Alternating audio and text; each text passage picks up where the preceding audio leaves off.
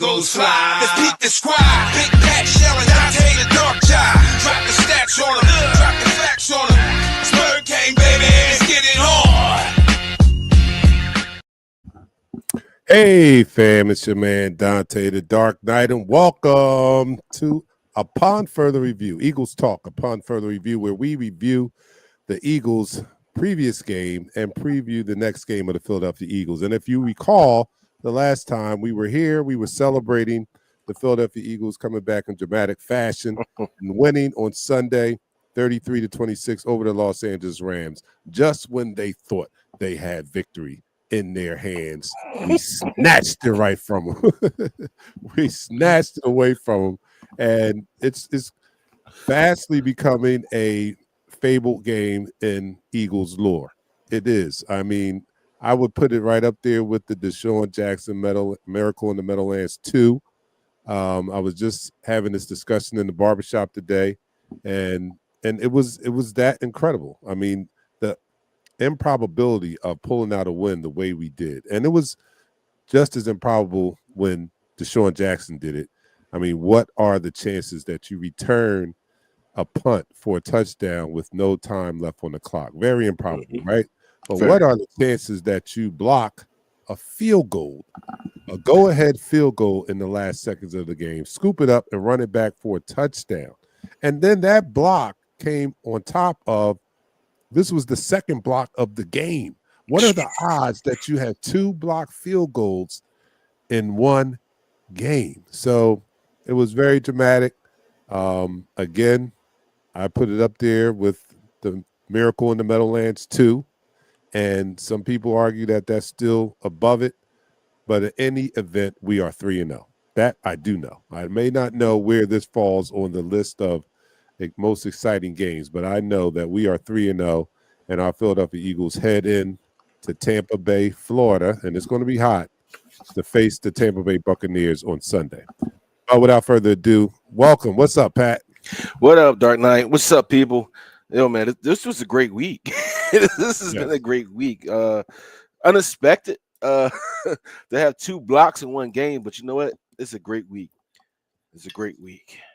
Yes, no doubt. It is a great week because of that. You know, football really dictates my mood going into the week, right? So when you could come away with a win as dramatic as that was, this week has been great. It's just been great. I'm still riding the high of that win on Sunday. Yeah. And the funny thing about it is, you know, I work down in Center City. So I was going to a supermarket, and I walked past a guy that looked kind of like you, but I know he played football before. I walked by and talked with Ike Reese. He said, "Go Birds." Oh, word. All right. That's what's up. Go Birds. I said, yes, sir. That's definitely what's up. Why can't I do this? Maybe it's because I don't know. I'll have to close out. But they say we resemble. They only say that because we're both of the darker hue. That's about it. You know, all dark skinned people look alike, you know. But you know, I have hair, he does not, you know. Oh no, he's completely bald. And believe it or not, Ike Reese looks like a basketball player, doesn't look like a football player anymore. He does it. But he does an excellent job on sports talk radio. WIP 94.1 does an excellent job on there. I love his show. And all best wishes out to Ike.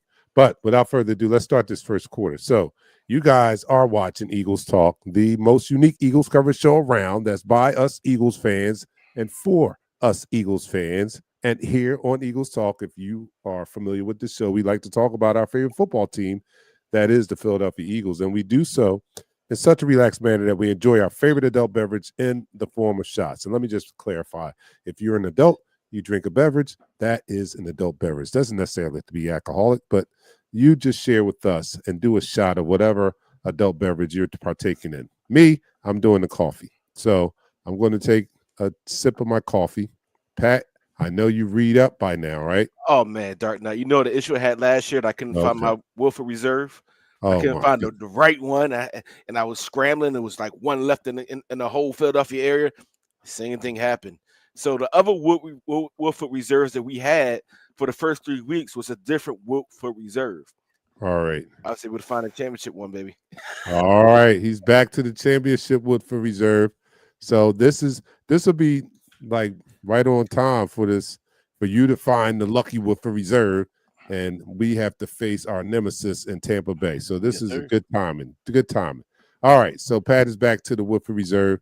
I have the coffee. Let's take this shot for our 3-0 undefeated Philadelphia Eagles. Let me just get this right. And everybody, raise your glasses down the hatch. 3, 2, 1.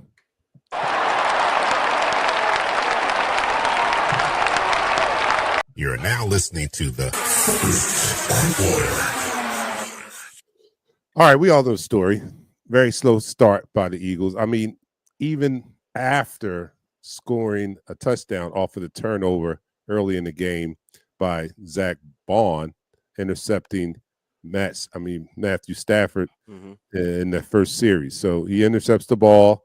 Eagles get the ball back deep in the Rams territory, and they punch it in via tush push for the first score of the game, which made it 7-0. Then after that, the Los Angeles Rams scored 26 unanswered points. They end the half 19-7, and they score and move the ball at will, right? The only saving grace we had, and it was very key to this victory, was the defense got stingy when they needed to get stingy. Yeah, The shout out to our defense. Rams moved the ball in between the 20s, but when they got in the red zone, the defense tightened up and held them to field goals. And that proved to be the difference in the game, because had they allowed one touchdown in those 3 or 4 drives when they only relinquished 3 points, had they allowed a touchdown, we might have lost that game. So, shots out to Vic Fangio and that unit, which I've been saying all along, ahead of schedule.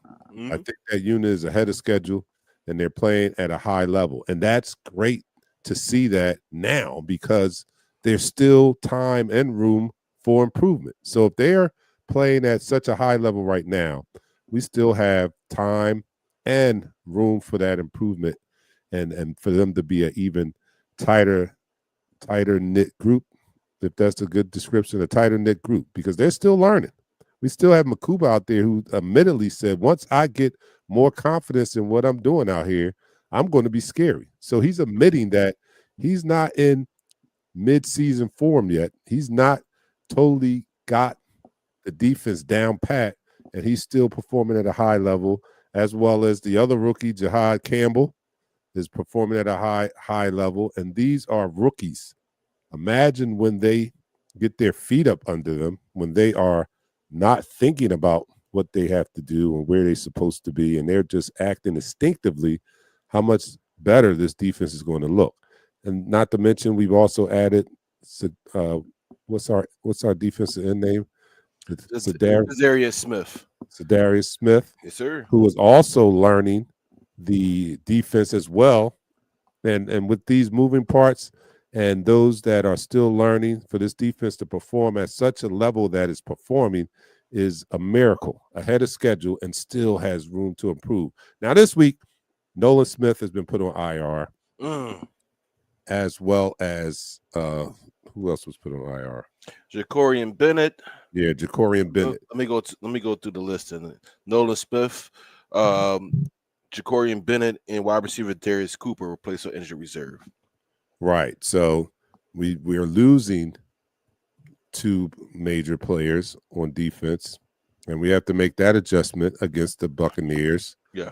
So it'll be interesting to see how Vic utilizes the rookie now, Jahad. Will he get some snaps at defensive end in place of Nolan Smith? What's going to happen there? I'm just curious to see how they handle that. But I'm not going to jump too far ahead into the Tampa Bay game.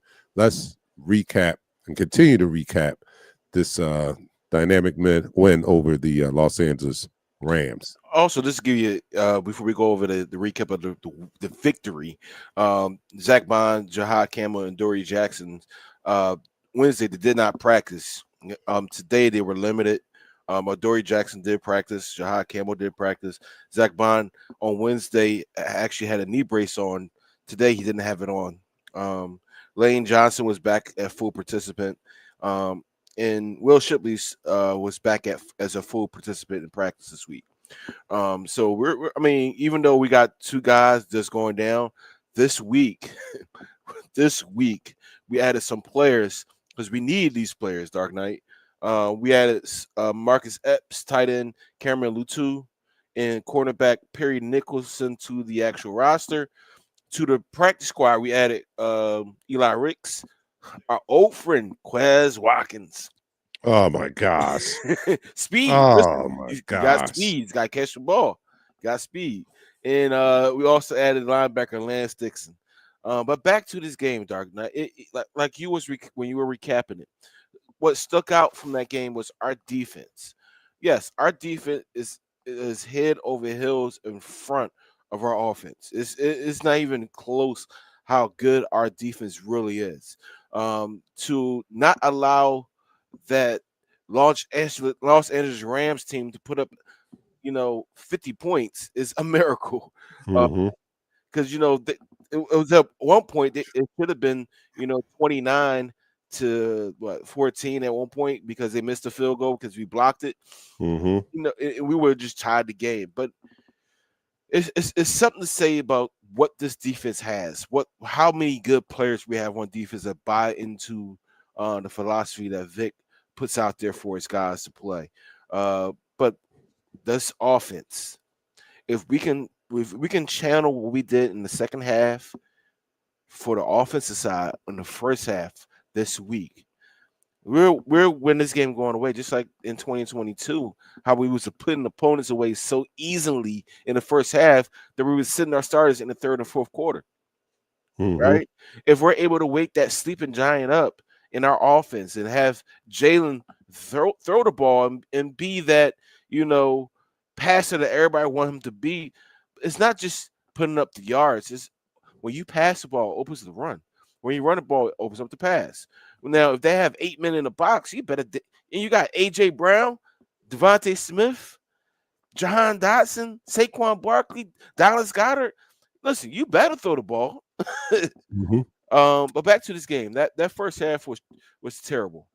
Besides the interception by Zach Bond, that first half is unexcusable how we performed as an offense. They had 17 total yards in the first half. That's unexcusable.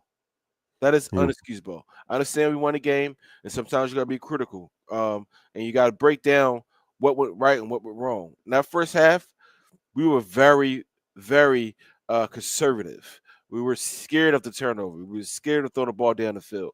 They gave us some one-on-one looks with, a couple of our receivers. We were scared to let it rip. We were scared to it's third down and 15. We run a jar play. You gotta have some backbone. That's why the Rams players were laughing at us going into halftime, and rightfully so.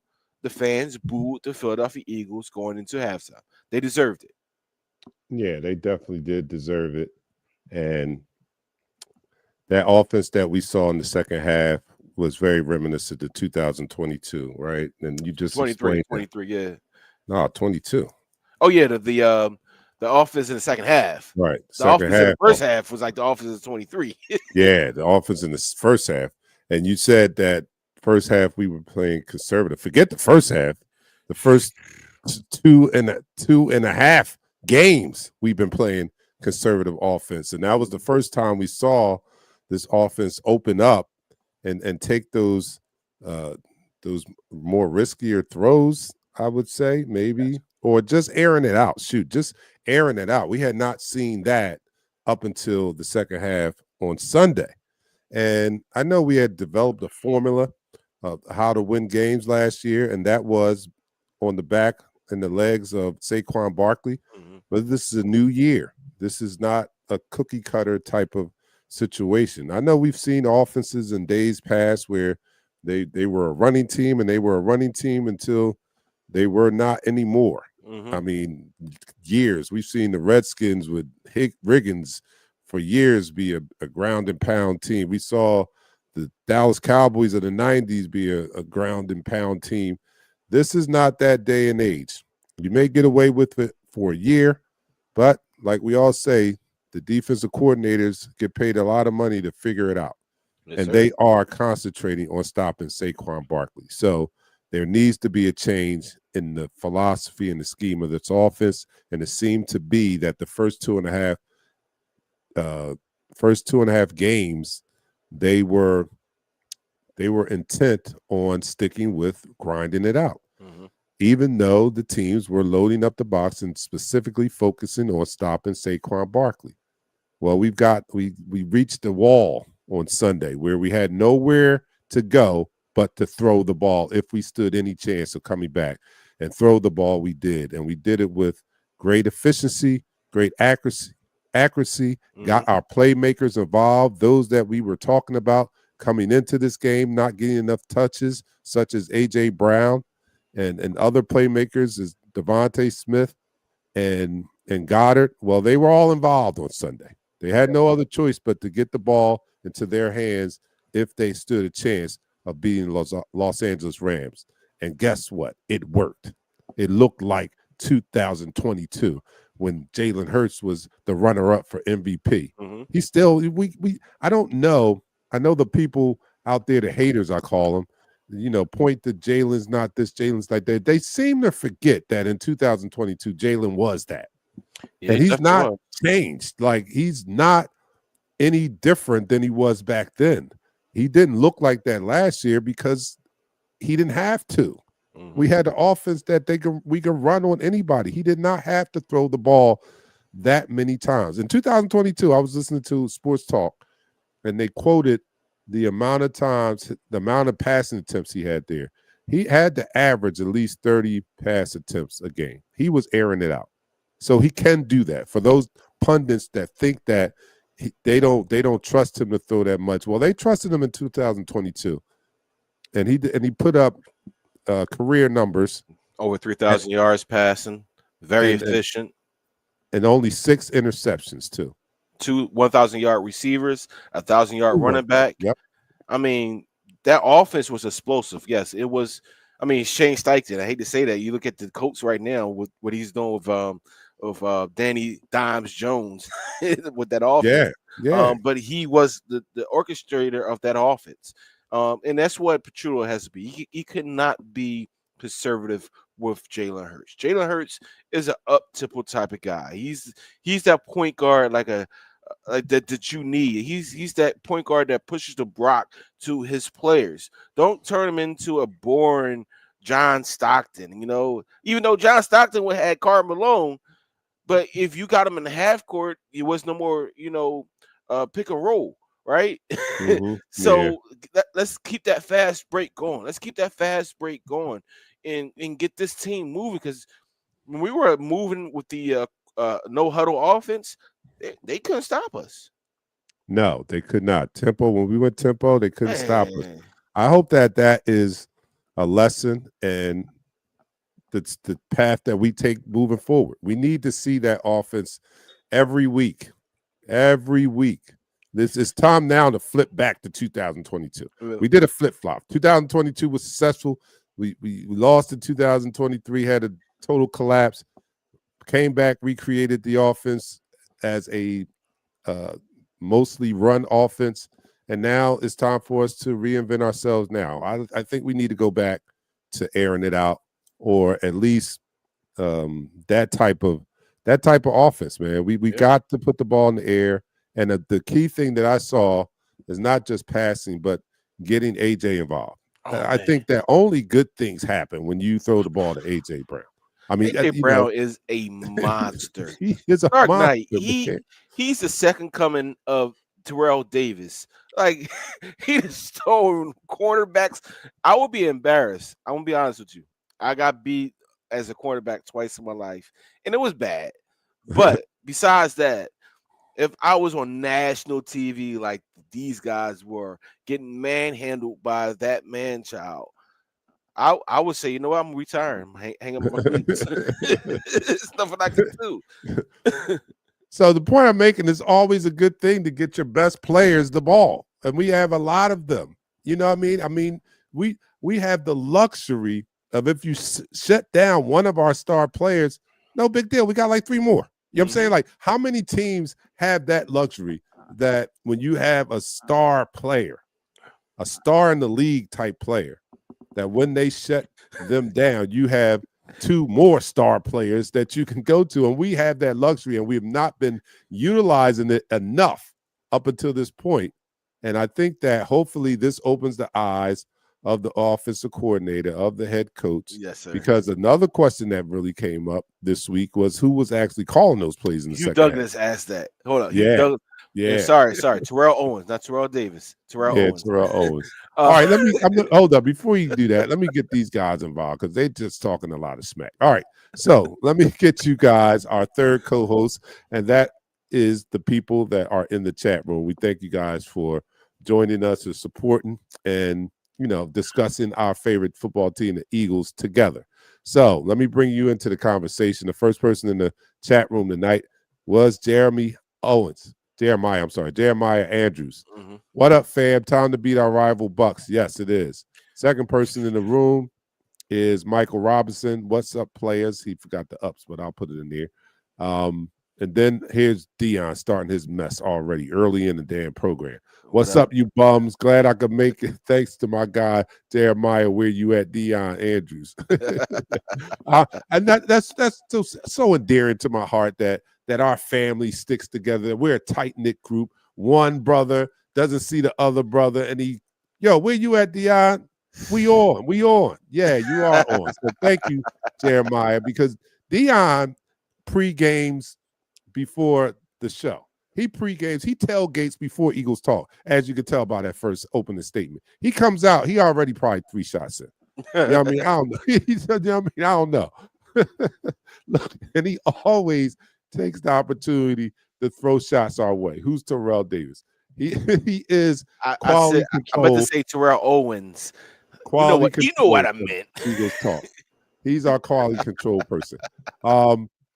Richard Layton, what's up, Eagles family? What up? What's up? And JT made it. Good night. What's up? I know. I don't like. I love summertime, man. I do not like winter, except for football. That's the only thing I like about wintertime. Yeah. I hate when it gets dark early. I just, 8 o'clock. It feel like it's 10 o'clock. I just do not like the fall, the winter, man. I don't like it anymore. I want it to be 80, 90 all year round. I want to be able to throw something on the grill in December. Still can. You still can. Get the heaters on the deck. Make it happen, DarkKnight. No, I don't want to do it in the cold. I want to do it in my shorts. That's what I'm talking about. I want it to still be daylight out at 8 o'clock. That's what I want. But all right, so getting back to the game, man, we saw a resurgence of the offense. It was great to see, because they were missing. They were on the back of my milk carton up until the second half. Where is have you seen this offense? And we finally saw it on Sunday, and I'm so happy. And I'm so happy to be reunited with an explosive offense that I don't want our relationship to ever be separated again. I want to see that for the rest of the year. Please don't deprive me of seeing that explosive offense. I'm going to be very, very sad if we come out and we go back to the same old boring offense. I am going to be disappointed. And not to mention, I don't think that we can beat Tampa Bay with that route, going back to that old boring offense. I don't think we can beat them like that. Yeah, we got to be up tempo. We got to be we got to put pressure on the Tampa Bay Buccaneers because they're gonna put pressure on us. Jordan Mailata said this week, listen, somehow, some way, this team is becoming our rivalry. They're becoming a nemesis. Somehow, some way, we're playing them. I'm trying to get his accent. Somehow, some way, we're playing them every year, and we're in the Tampa where we're playing them. They blitz normally 5, 6, 7. I don't even know how they could blitz 8 men at a time, but they do it. Sometimes they show 8 men blitz and they drop them all back. We gotta be aware of that. And if it's coming from your left tackle, who understands that this team that you're about to face will heavily blitz our quarterback, who their head coach openly said he cannot read defenses. Yep. He cannot read defenses, right? We need to make them pay. We need to make them pay. Jalen Hurts needs to. I saw a comment when he said, I think it was Dion said that Jalen only audible once in the first half or twice in the first half and 11 times in the second half. He needs to audible the whole game. If it works, keep going back to it because they're cornerbacks. They're right now. They're hurting. They just signed their Desmond Watson, the 464-pound rookie that they drafted like in the 5th round or something like that. They just signed him to the practice squad for the tush push. Keep him on the field. If you want to sign him and you want to put him on the field, keep him on the field. See where his physical conditioning is by running a quick tempo offense all the way down the field on them and burn their timeouts, making them second think when they could put him in a game. Yeah, he's going to be seemingly a specialist just to stop the tush push, right? But you're right. That's how you counter that, Pat.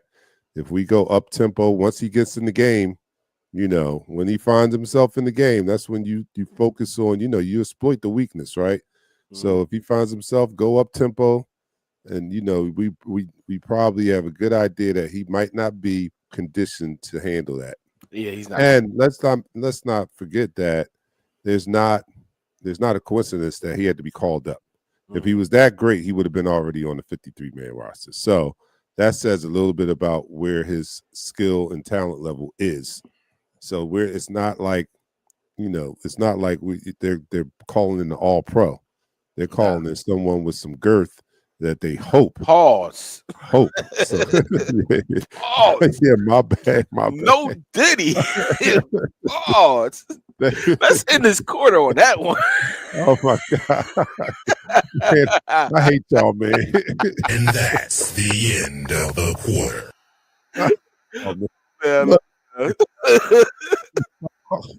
The most unique Eagles coach show around, that is by us Eagles fans, for us Eagles fans. And as you know, we like to talk about our favorite football team. That is the Philadelphia Eagles, the Super Bowl, the defending Super Bowl champion Philadelphia Eagles. And we like to do so in such a relaxed manner that we enjoy our favorite adult beverage in the form of shots. So I am going to continue to do my coffee. Pat is doing the Woodford Reserve, the Lucky Woodford Reserve from last year too. So you guys let me know what you're doing out there. I saw a couple in the chat room. I'll shout it out after we do this. But we're going to take it down the hatch. Raise your glasses. 3, 2, 1.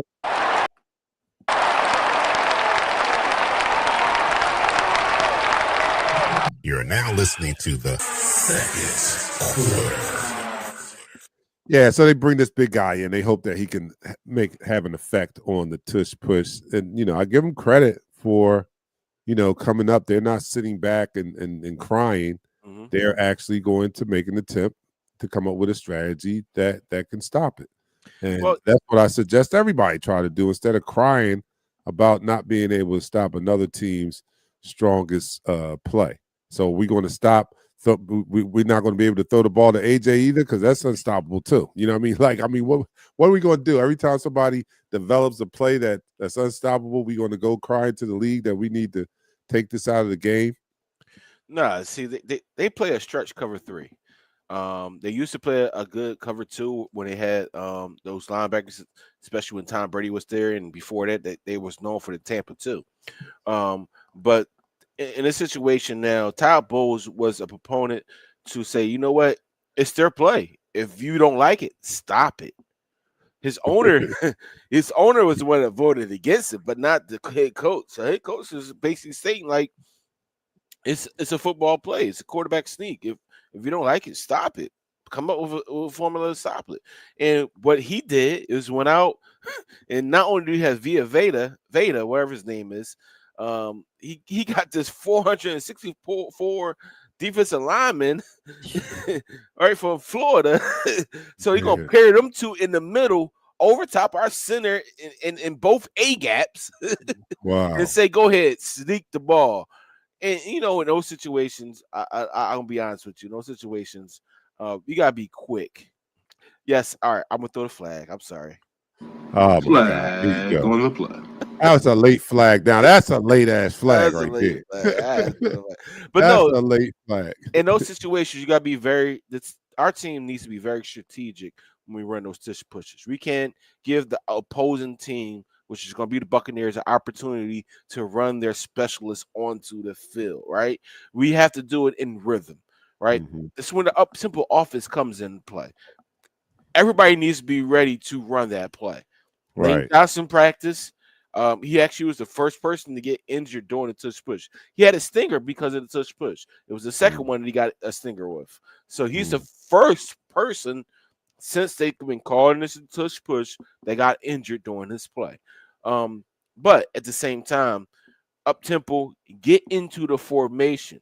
Now, if they call a timeout and they bring their big people in, that's where you go into your multiple set, right? You go up to the line of scrimmage, you have them show it like it's a tush push, then you audible out of the tush push.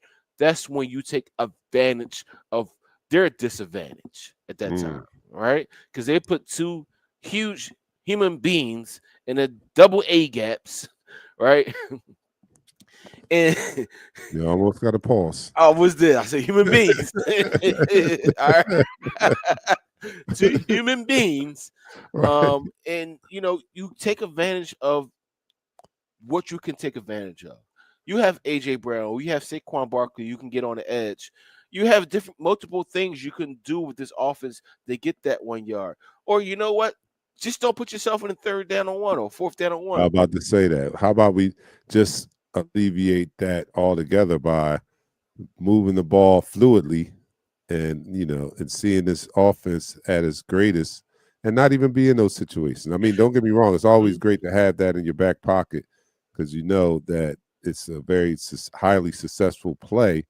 But let's not, let's make it easier on ourselves not to have to do that. Let's just control the game. I mean, I can't rave enough about seeing that offense come alive in the second half. And it's because they were asked to do that. They were under pressure to do that. But I have a feeling, and we all had this feeling, that our offense, could do things like this when called upon. We just had not been pressured into doing anything like that. When Sunday came, an opportunity or a situation where there was no other alternative but to put points on the board and put them up quickly, so we had to open up the offense. I just don't want to see it closed. Since it's open, let's keep it open. Let's keep it open like Wawa. I want it open 24/7. Keep that offense open. Oh, they closed here in Philly. Wawa closed here in Philly. They're closed here in Delaware. So yeah, I need, or 7-Eleven, I don't know, whatever stays open 24 hours. I need 7-Eleven is definitely open. Need that offense to be like that. It needs to be open all the time. And I'm very, very curious to see how they approach this game against Tampa Bay. Because like you said, this is a rivalry of ours. And we're not on the plus side of this. Since Jalen Hurts has been the starting quarterback, we have a losing record against the Tampa Bay Bucks. I believe it's like 4-1. 1-4, yeah. We're 1-4. Yeah, we're 1-4. Yeah, 1-4 against the Tampa Bay Bucks. So this is also a statement game. I said before the Los Angeles Rams game, because of how slow the offense was and how anemic it was looking, I said that was going to tell us a lot about this team, their performance on offense on Sunday. Well, this is going to be a statement game also on how great this team is and if they can rise to the occasion of beating a team that beats them. In the last 4 or 5 years, we haven't had a lot of success against the Tampa Bay Bucks. So this is a challenge. This is a test. And I hope that this team is up for that challenge. But you know what, DarkKnight, is those 4 games that we lost, we didn't have our stars. We didn't have AJ Brown or we didn't have Devontae Smith. This is probably, I think this will be the first game that AJ Brown plays against the Bucks. If I'm being honest, last time we played the Bucks, we had Jahan Dotson, we had John Ross, Johnny Wilson. That was our wide receivers. Yeah, we did. We were. We didn't have Yeah, this is. Devontae. We didn't have You're right. AJ You're Brown. right. I mean, You're yes, we absolutely got Mollywop. We got Mud Stop, but at the same time, we didn't have our core. yeah. And this offense can do numbers with these athletes.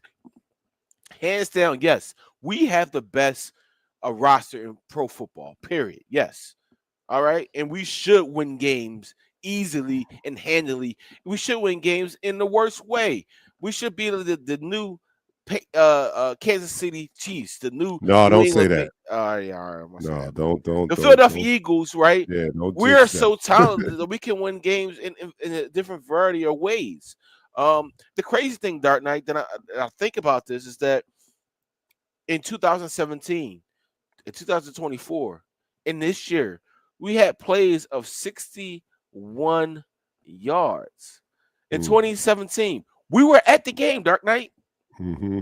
Jake Elliott kicked a 61-yard field goal to beat the New York Football Giants. Yep. Last year against the Saints, Dallas Goedert caught a 61-yard touchdown against the Saints to help win the game against the New Orleans Saints.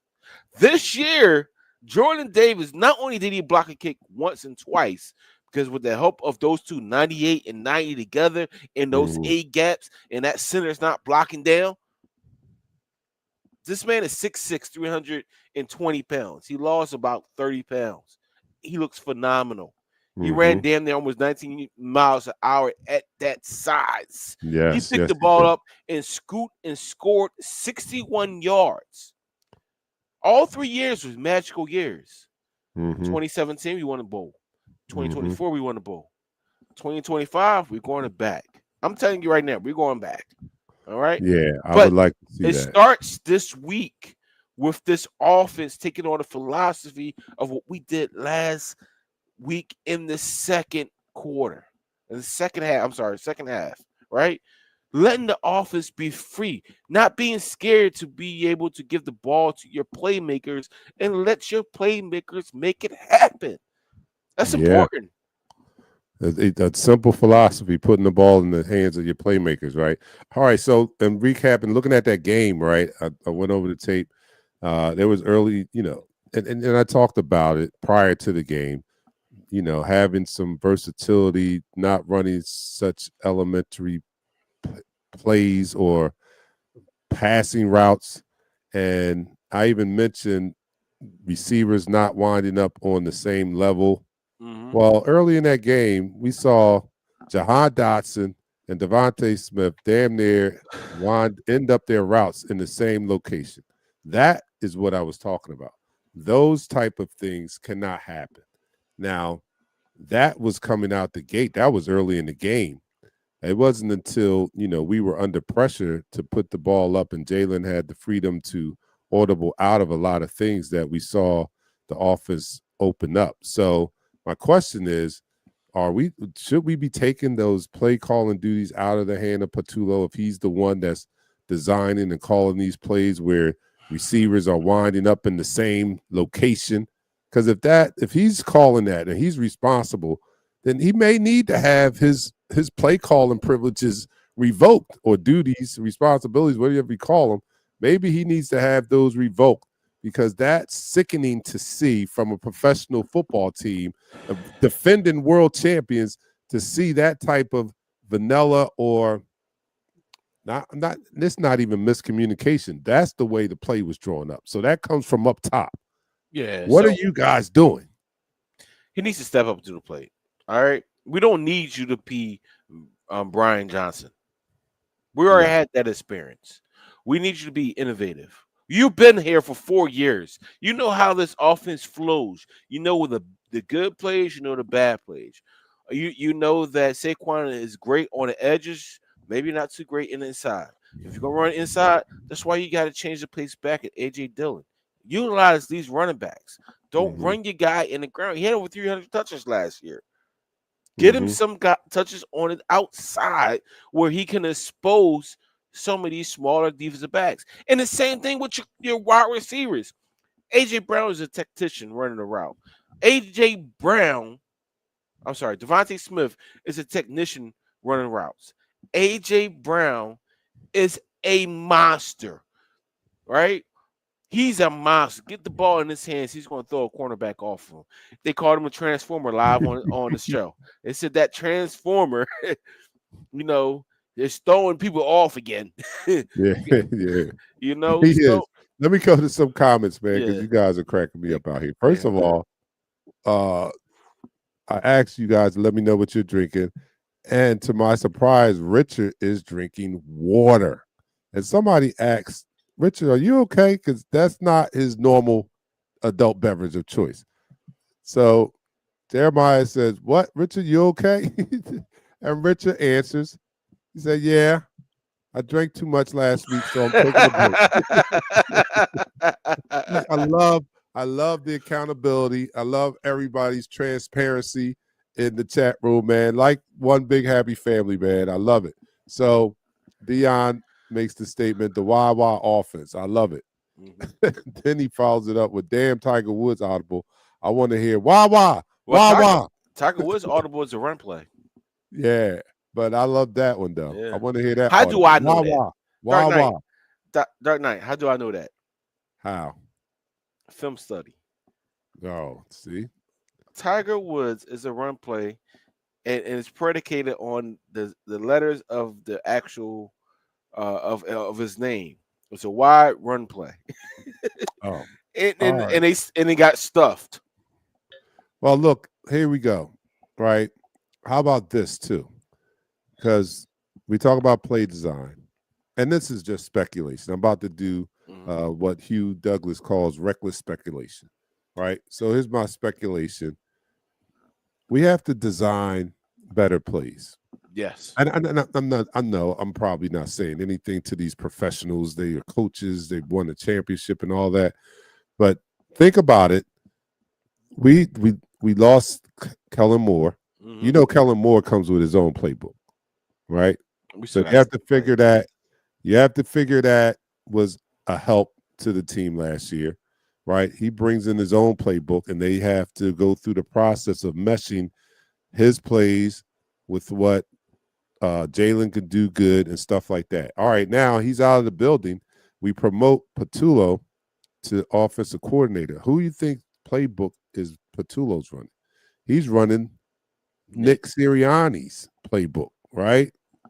Unless he's constructed his own playbook while he was in that other capacity. But what's the chances? I don't know. I'm just speculating. I mean, he was the passing game coordinator, so he was at a particular time.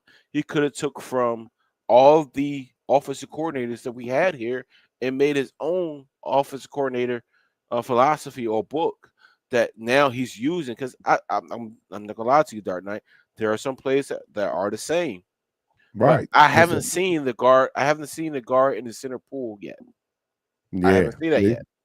And this leads, and this again, reckless speculation, but this leads me to believe that we're running Nick's plays again. I just can't. I love the guy. Don't get me wrong. For what Nick Sirianni does well, he does great. But sometimes we have to, and he did it the first year when he relinquished play calling duties. I thought that was very big of him. Mm-hmm. I thought that was very unselfish for him. But he has to continue to do that. That's not a one-time thing. If you find that if anything I'm saying has any truth to it, if this is Nick Sirianni's playbook and it's looking as vanilla as it looks, we've got to move away from that. We've got to have better plays. We've got to try a different philosophy. I'm just putting the information that I have together. All I know is when Kellen Moore was here, we had success. Even if it was ground and pound, we had success.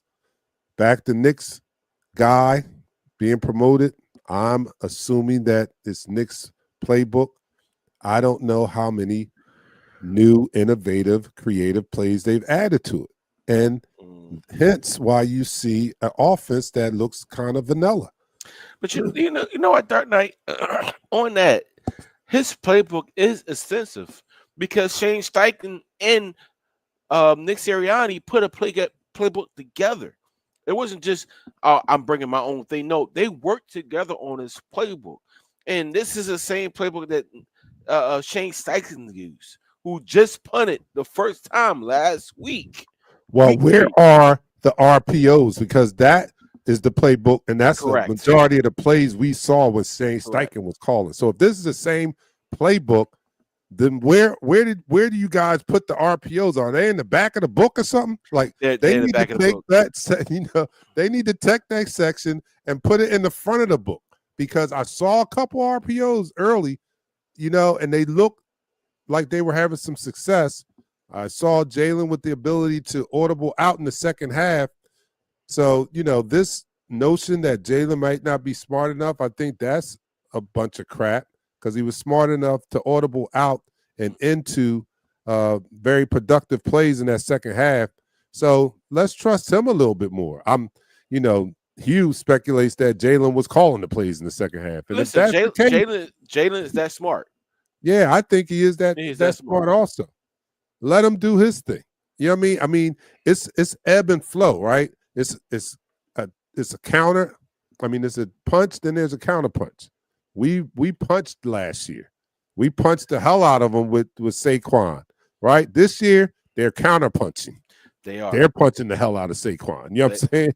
So we've got to counter punch the counter punch. Now, what do we do now? We got to go to, some of the old tricks that work, because we had a very successful running game even in that year in 22 when Jalen threw the ball at 30 pounds.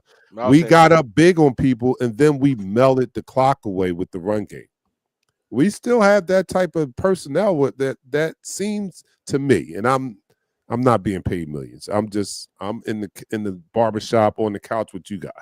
But it seems to me that maybe you would try to return to that style if it's working, and we saw it work in the second half. I'm not going to say it's going to work for the remainder 14 games, but you mix, it's ebbs and flows. You mix it up. You punch, counter punch, punch, counter punch. Yeah, I totally agree with you. We cannot be conservative with the offensive players we have moving forward. All right. And speaking on three shots, it is time for the third shot, DarkKnight. Yeah. All right. I see that. And that's the end of the quarter. All right. You're watching Eagles Talk, the most unique Eagles cover show around. That's by us Eagles fans, for us Eagles fans. And as you see on Eagles Talk, we like to talk about, we talk about our Eagles, and we talk about it in such a relaxing manner. It's like you're in the barbershop, like you're sitting in the garage with your buddies. It's like you're on the deck smoking a cigar and drinking some good bourbon.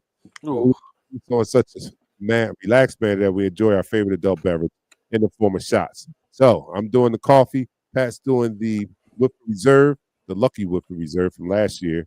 And let me know what you're doing out there. And let's turn up a glass for our Philadelphia Eagles. Everyone, down the hatch. 3, 2, 1.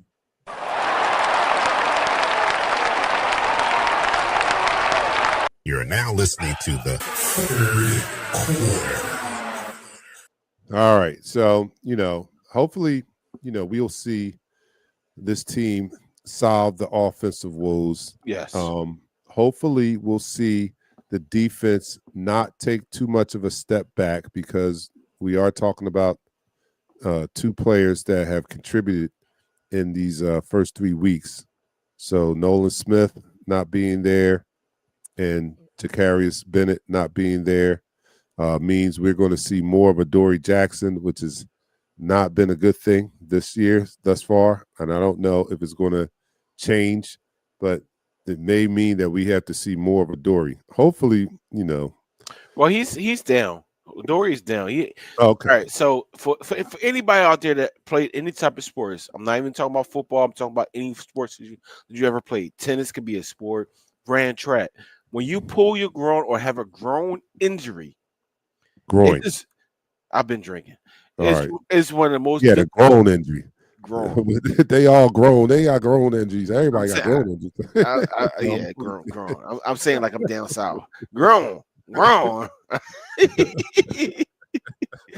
the thing about it, like anybody that had one of those injuries, you understand the severely that you cannot even move. DarkKnight, you can't do nothing, DarkKnight. Yeah, I know. If you pull it, It's worse. All right. Yeah, I'd rather yeah, break my leg than pull my groin muscle. My yeah. groin, how you say it? Groin, Groin. groin, Groin muscle. All right, I've like been drinking. loin, groin.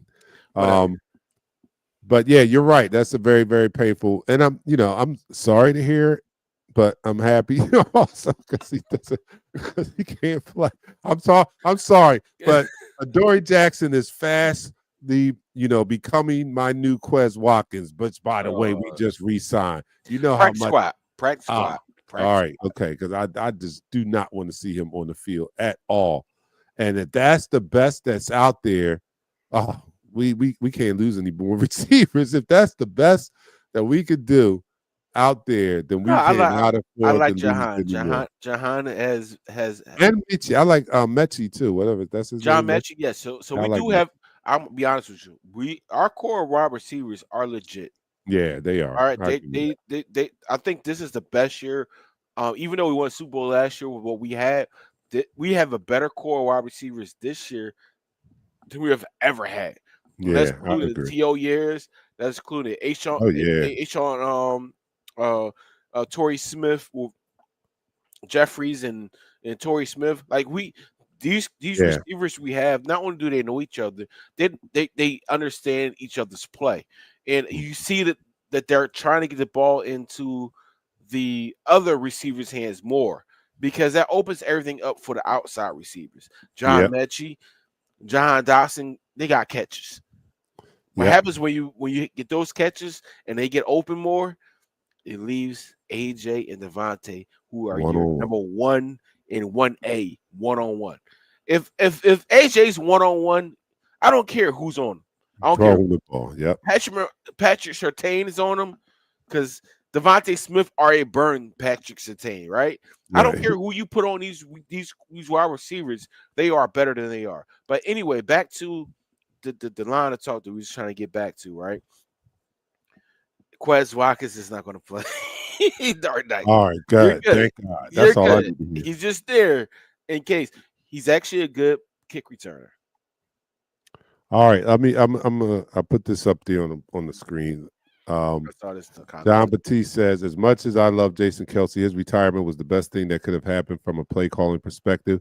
Kelsey used to make the changes at the line, but now Jalen does it. I do agree with that. And you see the maturation in his ability to identify what the defense is doing and calling the right line coverage necessary in the situation. So, yeah, I do agree with that his retirement allowed Jalen to grow more. So that was a great perspective there. A great point. It's, it's it's it's like a Peyton Manning. Remember Peyton Manning? He relied on his center Jeff Saturday to make the calls. Peyton Manning didn't grow up until he realized, you know what, I need to start making the calls, and because I see more than my Right. center. Yep. Jason Kelsey wasn't going to allow his quarterback to make those calls until the quarterback took responsibility and say, you know what, I need to make those calls. He wasn't. Until he was ready. He wasn't ready. It was very evident. I mean, there's some truth to what Todd Bowles said about him not being able to read defenses, and there's nothing to be shamed about. One of the greatest quarterbacks who definitely is going to the Hall of Fame, Pat Mahomes, admitted in his third year he had just learned how to read defenses in his third year. He had already won a Super Bowl and an MVP before he knew how to read defenses. So, there's no shame in admitting that and admitting that you're still growing in the game. And that might have been a weakness he had. But I'm sure that's crazy you 2 or said that, 3 Dark years Knight. later that he's better at reading defenses. And the proof is in the pudding with the audibles that he called and the checking and the checking out of plays and getting us into plays that were productive. But it's crazy that you said that real quick because their stats, right, at the third year is similar. Their stats up to date right now with Tom Brady and Jalen Hurts is similar. In some aspect, I think Jalen Hurts had more passing yards. But you got to realize Tom Brady didn't – I hate to do this. Tom Brady didn't really turn into Tom Brady to, like, after that third Super Bowl. There's like, oh, crap. This quarterback can do more can than do just more. be a gamer. Yeah. Because, he didn't rely on just his defense. And now it's just like we can't rush him because he can read everything. He knows everything that we're doing.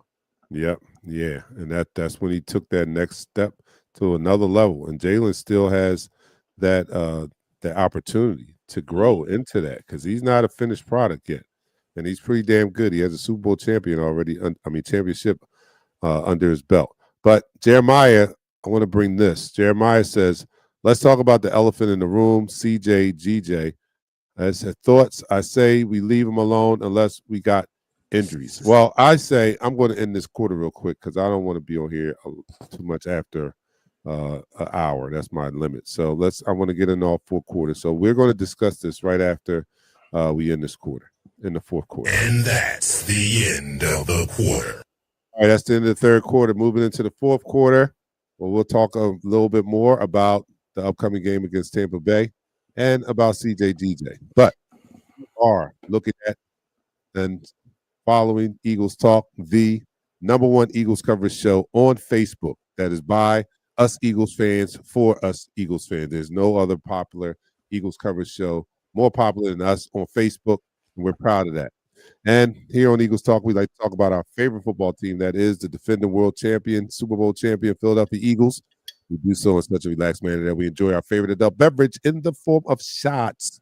Tonight, we have some people that are getting drunk, and we got some people that are on the wagon still recovering from Sunday's loss.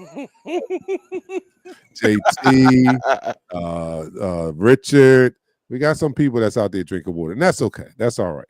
I'm doing some coffee. Pat is doing the Woodford Reserve, the lucky Woodford Reserve from last year. And let me know what you're doing out there, and let's move into this 4th and final quarter so we can all go watch Thursday Night Football. All right, so here we go. Down the hatch for our Philadelphia Eagles. 3, 2, 1.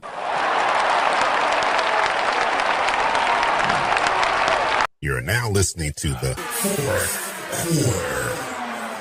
All right, I'm going to just jump right in there and chime in on this because I've seen this on group football groups and everything, and I've actually responded and commented on a couple of these concerning CJ. And my thoughts are, I don't want any parts of the guy. I'm sorry, I don't. A couple of reasons. Number one, there was a reason they got rid of him. There was a reason, you know what I mean? And me, I'm not going to recklessly speculate. I'm just going to speculate, but I have a little knowledge behind some of it, what I'm saying. But he was not fitting the culture of this team. This team, its success has been based on the culture that Howie and Nick has been able to build with this team. A winning culture, a respectful culture for the most part. And CJ is a wild, he's a wild boy. I'm just going to say he's a wild boy. You know what I'm saying? He's a wild boy. And in some situations, you could be a wild boy, right? And the team will tolerate it. But his talent level is not commensurate with the wild boyness in him. You know what I'm saying? Like, it doesn't match. Because I believe that Jalen Carter's a wild boy. We know Jalen Carter's a wild boy. But Jalen Carter's talent level is such that you will tolerate some of his wild boyness. CJ's talent level is not that high where you're going to tolerate. He can't cover that great. You know what I'm saying? Don't get me wrong. He has some intangibles that I do like. He brings that swag. He brings that nastiness to the defense. But I think we got people that, I think our defense is tough enough even without him. I think they're nasty enough even without him. I don't think his skill set is that great where you're missing him. He can't cover, like I said. Makuba's a better safety to me already. You know what I mean? And I wouldn't want to take any snaps away from Makuba. So for that reason, I think he's just doesn't fit the culture anymore. And I think that's proven by him being jettisoned out of his 4th or 5th team in the last 5 years. That's not a coincidence. When all these teams are letting you go, that says something. I don't even have to see. It just tells me something about him. Yeah, I kind of agree with you. I love the play of CJ. He is somebody that put his nose into making tackles and stuff like that. We talked about this last year when we talked about this when they traded him. Actually, he was rated as one of the worst cover safeties in the league, but the leadership, the aggressiveness that he brought to this team was something that you can't quantify with just numbers on what he does and what he does not do. Makuba, yes, I think he's the next star at the safety position in the NFL. Because we got that's the thing. We gotta look for the next stars moving forward, right? We can't continue to bank on the same stars of yesteryear because they're not here no longer, or the guys that have been here 10 plus years and saying that they're the best safeties in the league. In a year or two, they'll be gone, right? Do I think he plays ball better than a Reed Blankenship? Absolutely. But Reed Blankenship doesn't cost us that much. No. And at times he's a tackler. Reed Blankenship is a tackler. Oh, but Reed is a tackler.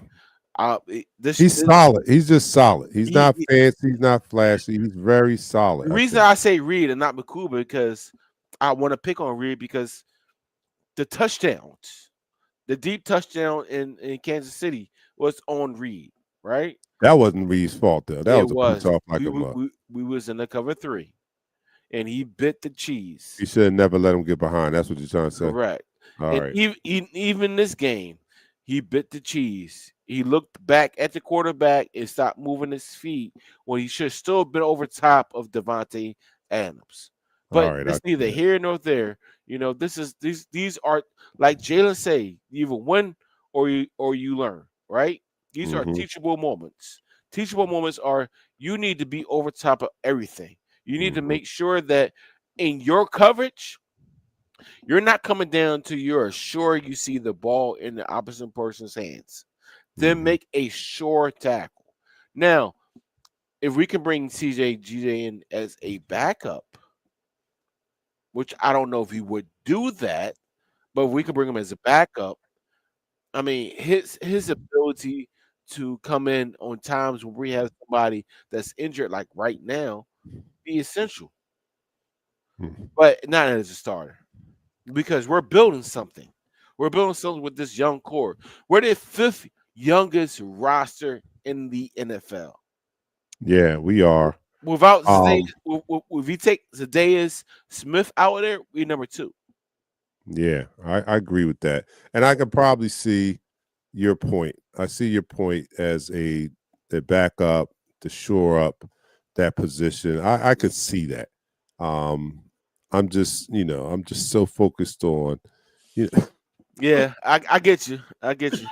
Because you focus on the future with the guys that we have. Right. I get you. And the culture to me is everything. Like, when you're in successful organizations, part of successful teams, that culture is everything.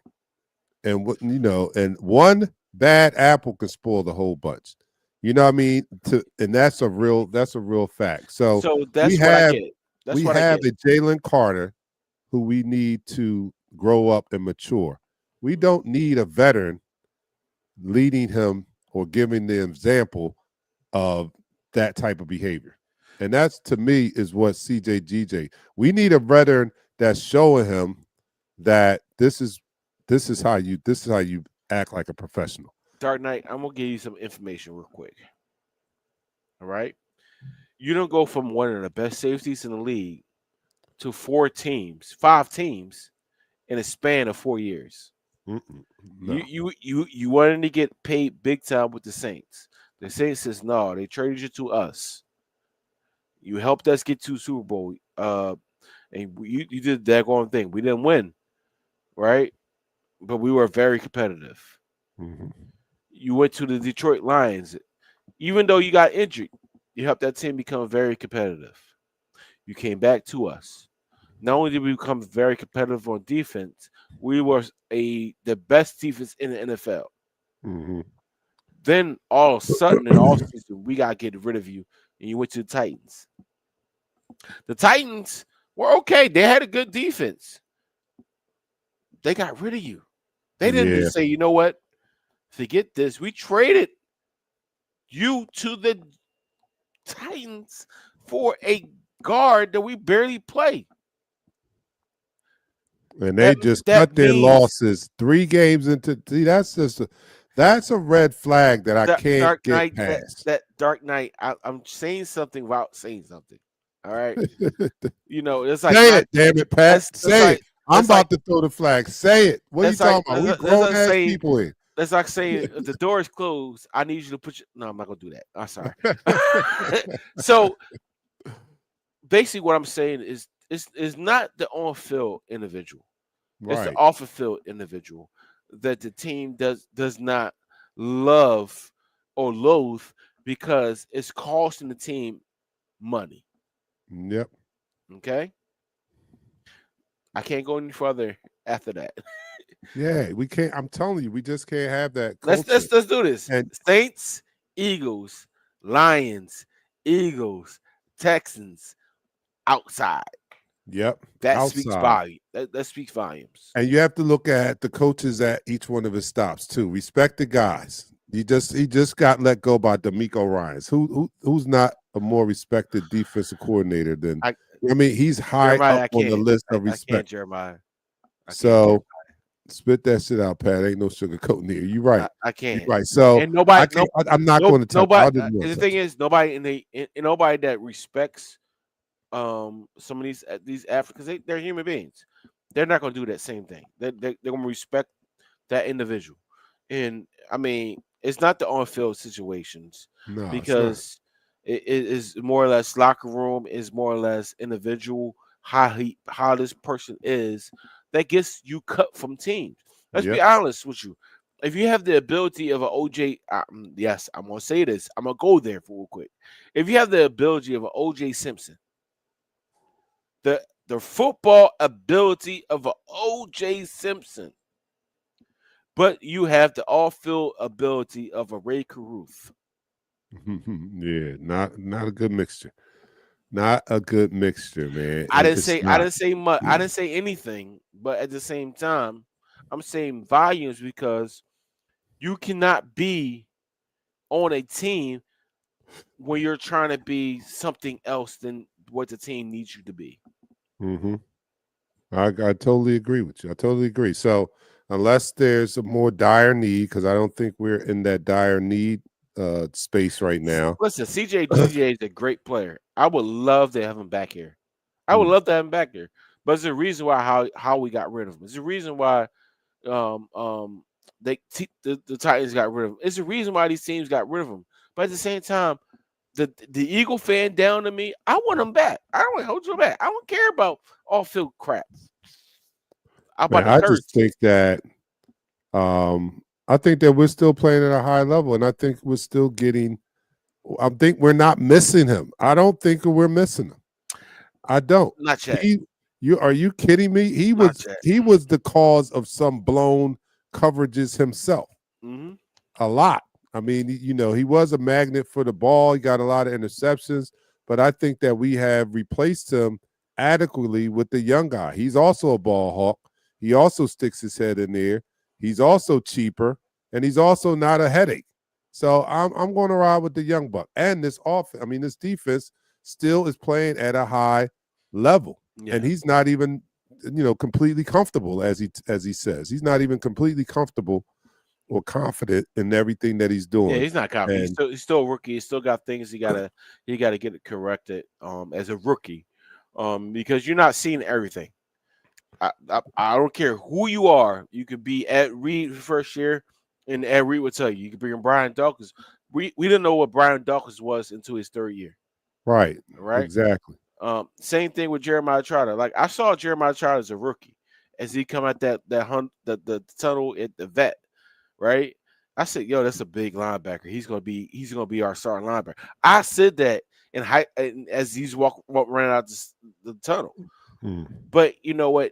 The realization of these players, and yes, I've been drinking, so I'm gonna pronounce every single word in these words. Right. The realization of these players is that they don't believe in themselves until the game slows down for them. As a rookie, the game is not slow. The game is it's still fast, which is that's another reason why I give them a lot of credit, because the game is still moving at light, Warp speed. at the speed of light, and they are performing and they're holding their own. So that's even more. And we saw it last year with the two rookies. The game was moving at the speed of light, but Mitchell and DeJean played at a high level. It probably slowed down a lot more as the season went on, and it's probably slow for them now. But Makuba and Campbell have to make that same transition. But in the meanwhile, what's so amazing is that they're still performing at a high level, and they're not even, they're not even fully comfortable yet. That's what's encouraging about it. They're not even fully comfortable. Once they get a year under their belt, it's going to be amazing. He said it best. Once I get my confidence, I'm going to be very scary because he is kind of scary now. You know what I'm saying? He is a ball hawk, and he does stick his nose in there, and I like everything about him. I did want who was the Starks that went to the Ravens? I wanted Starks, but we got Makuba, and I'm happy with Makuba. Oh no, I wanted the what's your name? Number 14, the safety that they got. But we got Jordan Davis. And speaking of Jordan Davis, oh, you talking about Hamilton? Yeah, I did want Hamilton. I wanted Hamilton. Yeah. Hamilton went 14. Jordan Davis went 13. Jordan Davis took a 61-yard punt block field goal block after he blocked the field goal for a touchdown. So I'm ecstatically happy that we got him. All right, Ty Robinson. Hopefully Ty Robinson plays this week. I don't know. I'm not the coaches. There's a rotation. There are injuries, and most likely he will get some playing time this week. I don't know. I can't answer that question, JT. But yeah, that would be great though. I mean, if he got some playing time. But again, and Vic, he's a rookie. I trust. He's a rookie. He's a rookie. Vic has some versatility.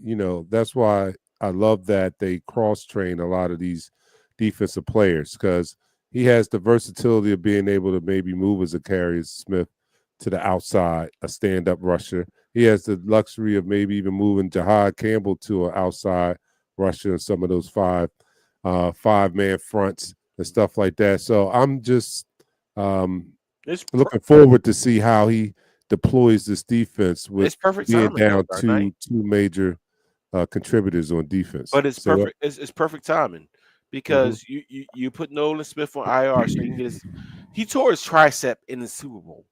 Mm-hmm. And he played with a torn tricep. Mm-hmm.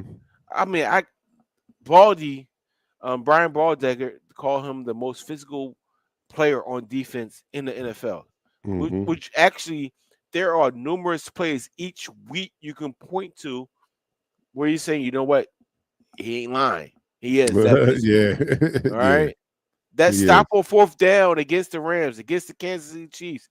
It all started with Nolan Smith. But you know what? He's down right now. What's going to happen next week? It's the 5th week.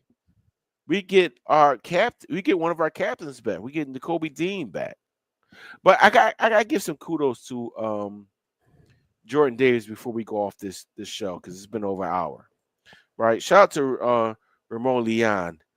Or Raymond Mills, whatever you want to call yourself. I think you played against me, whatever. Jordan Davis dropped down to 336 pounds. He was around 350 pounds. Mm-hmm. And he has the graceful moves of a 270-pound defensive tackle. This game against the Rams, he had a turnover on downs when he run stuff to the running back. He had 2 blocked field goals when he assisted Jalen Carter on blocking field goals. He had a touchdown. He had a tackle for loss. He had a lone sack. He had a quarterback hit.